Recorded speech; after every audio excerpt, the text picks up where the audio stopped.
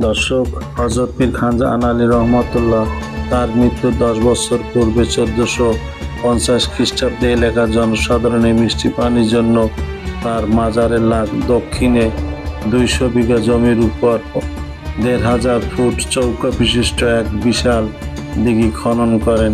এই দিঘিটি বাংলাদেশের অন্যতম বৃহৎ একটি দিঘি, যা খানজে আলী দিঘি নামে পরিচিত। দিঘির পানি স্বচ্ছ ও সুপ্রিয়।